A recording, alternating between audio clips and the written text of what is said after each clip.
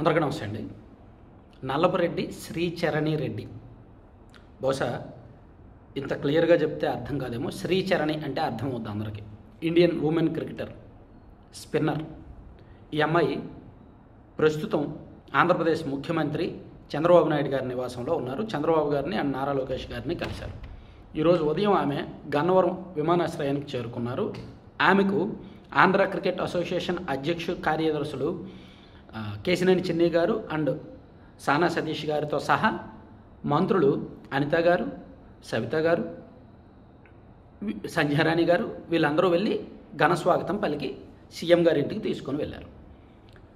So before this ఈరోజు ఉదయం ఆంధ్రజ్యోతి, ఈనాడు సహా కొన్ని ప్రధాన పత్రికల్లో ఆమెను అభినందిస్తూ, ఆమెను ఆహ్వానిస్తూ ప్రకటనలు వచ్చాయి, అడ్వర్టైజ్మెంట్లు వచ్చాయి. ఈనాడు, ఆంధ్రజ్యోతి సహా కొన్ని పత్రికల్లో గెలిచావు, గెలిపించావు, నిలిచావు అని ఆమెను అభినందిస్తూ, ఆమెను కీర్తిస్తూ మంచి ప్రకటనలు వచ్చాయి. అసలు ఎందుకు ఇదంతా జరిగింది? ఇందులో రాజకీయం ఉందా లేదా?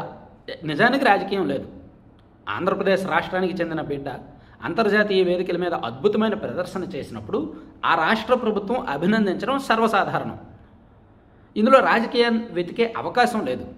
కానీ మన రాష్ట్రంలో ఏది రాజకీయానికి అనర్హం, కాదేది రాజకీయానికి అనర్హం అన్నట్టు మన రాష్ట్రంలో దీన్ని కూడా రాజకీయ రొచ్చులోకి లాగింది వైసీపీ. ఈవెన్ టీడీపీ కూడా ఒక రకంగా డిఫెన్స్లో పడింది. 2వ తేదీన ప్రపంచ కప్ ఫైనల్ పోటీ జరిగింది కదా, అందరికీ తెలుసు కదా. ఈరోజు 7వ తేదీ కదా, దాదాపుగా మధ్యలో 6 రోజుల గ్యాప్ ఉంది. మధ్యలో సతీష్ రెడ్డి గారు నిన్నగాక మొన్న వైఎస్ఆర్ కాంగ్రెస్ పార్టీ నాయకుడు సతీష్ రెడ్డి గారు సోషల్ మీడియాలో ఒక పోస్ట్ పెట్టారు.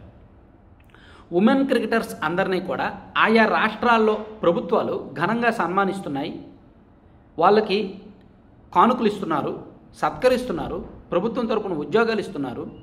కానీ ఒక్క ఆంధ్రప్రదేశ్లో మాత్రం శ్రీచరణి రెడ్డికి కనీస గౌరవం లేదు, ఆమెను కనీసం ప్రభుత్వం పట్టించుకోలేదు అని ఒక పోస్ట్ పెట్టారు. ఎప్పుడు ఆ వరల్డ్ కప్ గెలిచిన 3 రోజుల తర్వాత దాన్ని వైసీపీ సోషల్ మీడియా వాళ్ళు బాగా హైలైట్ చేసి వైరల్ చేశారు. దాంతో ప్రభుత్వం ఒక్కసారిగా డిఫెన్స్లో పడింది. అరే నిజమే కదా, శ్రీచరణి రెడ్డి కడప జిల్లాకు చెందిన అమ్మాయి. సో ఆమె ఇంటర్నేషనల్ ఉమెన్ వరల్డ్ కప్లో హయ్యెస్ట్ వికెట్ టేకింగ్ టేబుల్లో 4వ ప్లేస్లో, 4వ ప్లేస్ కాదు 5వ ప్లేస్లో ఉన్నారు. 8 మ్యాచ్లు ఆడిన ఆమె 13 వికెట్లు తీశారు. హయ్యెస్ట్ వికెట్స్ ఏమో దీప్తి శర్మ 22 వికెట్లు. ఆ తర్వాత ఆస్ట్రేలియాకు చెందిన అన్నాబెల్ సదర్లాండ్ 17 వికెట్లు. ఆ తర్వాత సోఫీ ఎకిల్స్టోన్ 16 వికెట్లు ఇంగ్లాండ్. ఆ తర్వాత అలానా కింగ్ ఆస్ట్రేలియా 13 వికెట్లు. ఆ తర్వాత శ్రీచరణి 13 వికెట్లు 8 మ్యాచ్లు ఆడి. సో ఆమె అద్భుతమైన ప్రదర్శన చేశారు. అలాగే ఫైనల్లో కూడా కీలకమైన వికెట్ తీశారు శ్రీచరణి. దాంతో ఆమె పేరు అంతర్జాతీయ స్థాయిలో మారుమోగింది. సో ఆమెను అభినందించాల్సిన అవసరం ఏర్పడింది. ఖచ్చితంగా అభినందించాల్సిందే. ప్రోటోకాల్, మర్యాద, నైతికత అన్ని రకాలుగా కూడా. అయితే ప్రభుత్వం కాస్త లేట్ చేయడంతో, అంటే ఈ షెడ్యూల్స్ అవి ఉంటాయి కదా, సీఎం గారు లండన్ వెళ్ళి వచ్చారు, ఆయన లండన్ వెళ్ళి 5వ తేదీన వచ్చారు. సో ఈలోగా వైసీపీ వాళ్ళు ఆగలేక సోషల్ మీడియాలో బాగా వైరల్ చేశారు ఆమెను పట్టించుకోవట్లేదు అని. దాంతో ప్రభుత్వం ఇమీడియట్గా నిన్న నారా లోకేష్ గారి అఫీషియల్ పోస్ట్ నుంచి, టీడీపీ అఫీషియల్ పేజీ నుంచి కొన్ని పోస్టులు వచ్చాయి. అసలు శ్రీచరణితో మొదట్లోనే నారా లోకేష్ గారు ఇంటరాక్ట్ అయ్యారు, ఫైనల్ అవ్వక ముందే ఇంటరాక్ట్ అయ్యారు, ఆమెలో ప్రతిభ గుర్తించారు, ఆమెకు ఎటువంటి ప్రోత్సాహం కావాలో అడిగారు. అలాగే ఉమెన్ క్రికెటర్ నేమ్స్ని వైజాగ్ ఇంటర్నేషనల్ క్రికెట్ స్టేడియంలో కొన్ని స్టాండ్స్కి పెట్టారు అని టీడీపీ సోషల్ మీడియాలో పోస్ట్ చేశారు. కరెక్టే. సో ఈరోజు పత్రికల్లో ప్రకటనలు ఇచ్చి మరీ ఆమెను ఘనంగా స్వాగతం పలికి సీఎం గారి దగ్గరికి తీసుకువెళ్ళారు. సీఎం గారు కూడా ఏమిచ్చారు ఏంటనేది ఇంకా ఈ వీడియో చేస్తున్న సమయానికైతే లేదు.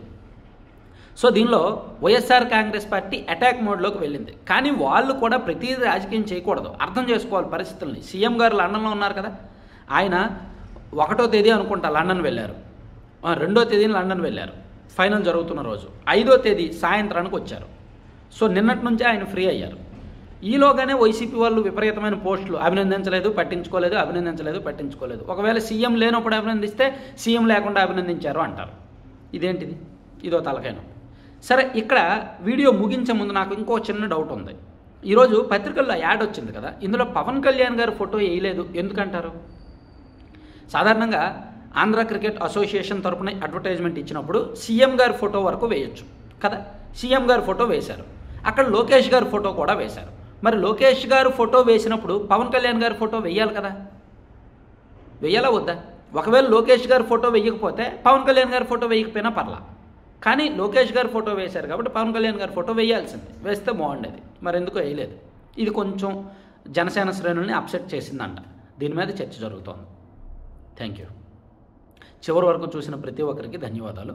కంటెంట్కి సంబంధం లేకుండా మీకు మంచి హెల్దీ ప్రోడక్ట్స్ కావాలి అంటే, ఫుడ్ ప్రోడక్ట్స్ కావాలంటే, స్నాక్స్ కావాలంటే, పౌడర్స్ కావాలంటే, ఏం కావాలన్నా, మీకు ఎటువంటి ఫుడ్ ఐటమ్ హెల్దీ ఇంగ్రీడియంట్స్తో తయారు చేసింది కావాలన్నా laddupallam.comలో ఉంటాయి. వీళ్ళ దగ్గర కస్టమైజ్డ్ మెనూ పికిల్స్ కూడా ఇంట్రడ్యూస్ చేశారు, అలాగే కొన్ని పౌడర్స్ ఇంట్రడ్యూస్ చేశారు, అలాగే కొన్ని పొళ్ళు ఇంట్రడ్యూస్ చేశారు, అలాగే లడ్డూలు ఉన్నాయి, స్నాక్స్ ఉన్నాయి. మీకు ఏం కావాలన్నా సరే వీళ్ళకి 9997839994 ఆ నెంబర్కి మీరు కాల్ చేసి లేదా వాట్సాప్లో మెసేజ్ పెట్టి కొత్త మెనూ అడగండి. కంప్లీట్గా మీరు ఇతర చోట్ల పోలిస్తే పికిల్స్ వీళ్ళ దగ్గర తక్కువ రేటే ఉన్నాయి, ప్లస్ మంచి నాణ్యంగా తయారు చేస్తున్నారు. వీళ్ళైతే ట్రై చేయండి. నాన్ వెజ్ పికిల్స్ ఉన్నాయి, వెజ్ పికిల్స్ ఉన్నాయి, ఏం కావాలన్నా ఉన్నాయి. అలాగే స్వీట్లు ఇతర కూడా ఉన్నాయి. అలాగే మిల్లెట్స్తో చేసిన, సీడ్స్తో చేసిన, డ్రై ఫ్రూట్స్తో చేసిన లడ్డూలు and protein powder, ABC powder, moringa powder, జామాకు పౌడరు, ఇటువంటివి కూడా భిన్నమైన ఐటమ్స్ ఉన్నాయి. ఒకసారి విజిట్ చేయండి, బుక్ చేసుకోండి. Thank you very much.